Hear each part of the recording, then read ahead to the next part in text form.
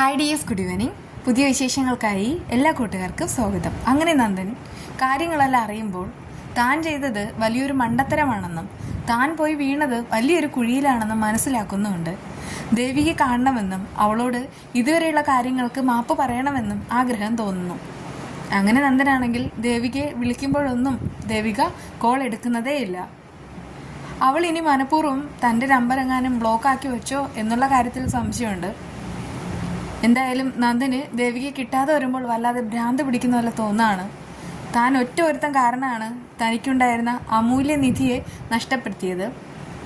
ഒരു കാരണവശാലും ദേവികയെ ഇനി തിരിച്ചു കൊണ്ടുവരാൻ കഴിയില്ലല്ലോ എന്നൊക്കെ ഓർത്തിട്ട് വല്ലാത്ത സഹതാപമുണ്ട്. ആ സമയത്ത് നന്ദൻ വിചാരിക്കുന്നുണ്ട്, സത്യങ്ങളെല്ലാം തെളിഞ്ഞതിന് ശേഷം ചില പുതിയ കാര്യങ്ങൾ ചെയ്തു തീർക്കണം, ദേവികയെ കാണണം എന്നിങ്ങനെ മനസ്സിൽ ഉറപ്പിച്ച് ചില തീരുമാനങ്ങൾ എടുക്കുകയാണ്. അതിനുശേഷം ദേവികയെ കാണാനായിട്ട് പോകുന്നുമുണ്ട്. അവിടെ MLA കാണാനായിട്ട് ചെല്ലുന്ന സമയത്ത് ദേവികയ്ക്ക് നന്ദനായതുകൊണ്ട് എന്നെ കാണണ്ട എന്ന് പറഞ്ഞയക്കുകയാണ്. ആ സമയത്ത് നന്ദൻ പറയുന്നുണ്ട്, ഞാനും ഇവിടുത്തെ ഒരു പൗരനാണ്, ഞാനും കൂടെ വോട്ടിട്ടാണ് ഈ ഇരിക്കുന്ന MLA വിജയിപ്പിച്ചത്, അതുകൊണ്ട് തന്നെ എനിക്കും എൻ്റേതായ റൈറ്റ്സ് ഉണ്ട്, എനിക്ക് MLA കാണണം, അതെന്തിനാണെന്ന് ഞാൻ നേരിട്ട് പറഞ്ഞോളാം, ഇനിയിപ്പോൾ എന്തൊക്കെ പറഞ്ഞാലും നേരിട്ട് കണ്ടിട്ടല്ലാതെ ഞാൻ പോകില്ല എന്നൊക്കെ പറഞ്ഞിട്ട് നന്ദൻ ബഹളം വയ്ക്കുകയാണ്. ഒടുവിൽ ദേവിക നന്ദനെ കാണാമെന്ന് ഏൽക്കുകയും ചെയ്യുന്നു. അങ്ങനെ നന്ദൻ ദേവികയെ കാണാനായിട്ട് അകത്തേക്ക് ചെല്ലുകയാണ്. ആദ്യം കാണുന്ന സമയത്ത് തന്നെ പരസ്പരം കണ്ണുകളിലേക്ക് നോക്കുന്നു. അപ്പോഴേക്കും അവരുടെ മനസ്സിൽ ഒരു അലകടൽ ഇളകുന്നുമുണ്ട്. നന്ദൻ തെറ്റുകാരനല്ല എന്ന് മനസ്സിലാക്കിയ ദേവികയ്ക്ക് നന്ദു എന്ന് വിളിക്കാനായിട്ട് ഭയങ്കരമായിട്ട് കൊതിയുണ്ട്. എന്നാലും ഇപ്പോഴത് വേണ്ട. കാരണം താനൊരു ഭാര്യയായിരുന്നിട്ട് കൂടെ തന്നോട് എല്ലാ കാര്യങ്ങളും മറച്ചു വെച്ചിട്ട് അമ്മയോട് മാത്രം എല്ലാം പറഞ്ഞിരിക്കുന്നു.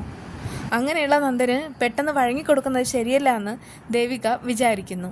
അതേസമയം നന്ദുവിൻ്റെ മനസ്സ് പടവടായിടിക്കുകയാണ്. ദേവി എന്ന് വിളിക്കാൻ മനസ്സ് കൊതിക്കുന്നുണ്ടെങ്കിലും ഞാൻ വന്നത് മേഡത്തെ കാണാനാണെന്ന് പറയുന്നു. ആ ഒരു വിളിയിൽ ദേവികയ്ക്ക് ഒട്ടും നീരസം തോന്നുന്നില്ല താനും. എന്താ കാര്യം, എന്താണെങ്കിലും പെട്ടെന്ന് പറഞ്ഞിട്ട് പോകണം, എനിക്ക് വേറെ ജോലി ഉണ്ടെന്നൊക്കെ ദേവിക അറിയിക്കുകയാണ്.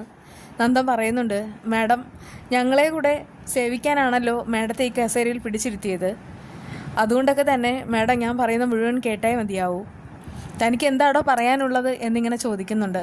നന്ദൻ പറയാണ്, ഞാനാണെങ്കിൽ ഒരു കംപ്ലൈൻറ്റ് എഴുതിക്കൊണ്ട് വന്നു, അതായത് ഒരു ചീറ്റിംഗ് കേസ്.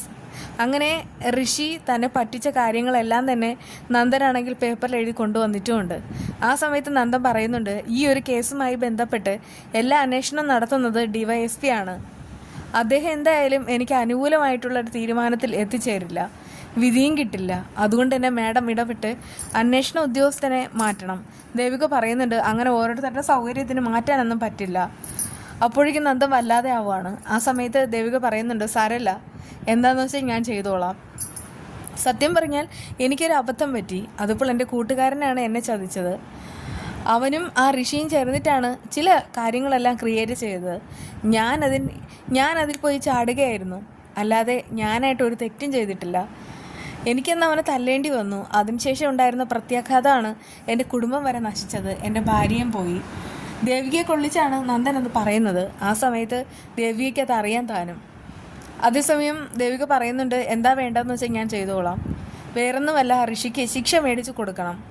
അപ്പോഴേക്കും ദേവിക പറയുന്നുണ്ട്, അരുന്ധതി മാഡത്തിൻ്റെ മുഖത്ത് നോക്കണം, കാരണം അരുന്ധതി മാഡത്തിന് ഋഷി എന്ന് പറഞ്ഞാൽ ജീവനാണ്. നന്ദൻ പറയുന്നുണ്ട്, അതെന്തോ ആയിക്കോട്ടെ, പക്ഷേ തെറ്റ് ചെയ്തവൻ എപ്പോഴും ശിക്ഷിക്കപ്പെടണം എന്നെൻ്റെ ഭാര്യ പറയാറുണ്ട്. ആ സമയത്ത് അത് കേട്ട് ദേവിക ആകെ ഞെട്ടിത്തരിച്ച് നിൽക്കുന്നുമുണ്ട്. താൻ പറഞ്ഞ കാര്യങ്ങൾ തന്നെയാണ് നന്ദു ഇങ്ങനെ പറയുന്നത്. പക്ഷേ ആകപ്പാടെ വല്ലാത്തൊരു മനസ്സോടുകൂടെ ഇരിക്കുന്ന ദേവിക വളരെയധികം സങ്കടത്തിൽ മനസ്സ് കൈവിട്ട് പോകുമോ എന്നൊക്കെ ഇങ്ങനെ ഓർത്തു പോവുകയാണ്. ഒരു കാരണവശാൽ ഇപ്പോൾ നന്ദുവിൻ്റെ മുന്നിൽ അടിയറ വയ്ക്കാൻ പാടില്ല എന്ന് മനസ്സിൽ പറയുന്നു. എന്നിട്ട് നന്ദനോട് അറിയിക്കുന്നുണ്ട്, സാരമില്ല, നിങ്ങൾ പൊക്കോളൂ, എന്താ വേണ്ടതെന്ന് എനിക്കറിയാം. ആ സമയത്ത് നന്ദൻ പോകുന്നുമുണ്ട്. അതേസമയം ദേവിക മനസ്സിൽ പറയുന്നുണ്ട്, നന്ദു പറഞ്ഞത് തന്നെ ശരി, തെറ്റ് ചെയ്തവൻ ആരായാലും ശിക്ഷിക്കപ്പെടണം, അതിന് അരുന്ധതി മാഡത്തിൻ്റെ മുഖം നോക്കാൻ പാടില്ല. എന്തായാലും ദേവിക തന്നെ ഋഷിക്കുള്ള ശിക്ഷ വിധിക്കാനായിട്ട് പോകുന്നുമുണ്ട്. നന്ദനാണെങ്കിൽ ഇങ്ങനൊരു കംപ്ലൈൻറ്റ് കൊടുത്തതോടുകൂടെ ദേവികയിൽ ഒരുപാട് മാറ്റങ്ങൾ ഉണ്ടായിരിക്കുന്നു. അതുകൊണ്ട് തന്നെ ഋഷിയുടെ കാര്യത്തിൽ ഒരു തീരുമാനം ഉണ്ടാകും. തെറ്റ് ചെയ്തവൻ എന്തായാലും ശിക്ഷിക്കപ്പെടണം. ഋഷിക്ക് കനത്ത ശിക്ഷ കിട്ടുമ്പോൾ തന്നെ ഋഷിക്ക് കൂട്ടായി നിന്ന കെവിനും ഇസബെല്ലയ്ക്കും DYSPക്കും അവർക്കും കിട്ടും ഇതിനേക്കാളും വലിയ വലിയ ശിക്ഷ. ഇനിയിപ്പോൾ ദേവിക മാസമാണ്, മാസമായി തന്നെ ഇരിക്കട്ടെ. ബാക്കി വിശേഷങ്ങൾ കാണാം. സബ്സ്ക്രൈബ് ചെയ്യുക.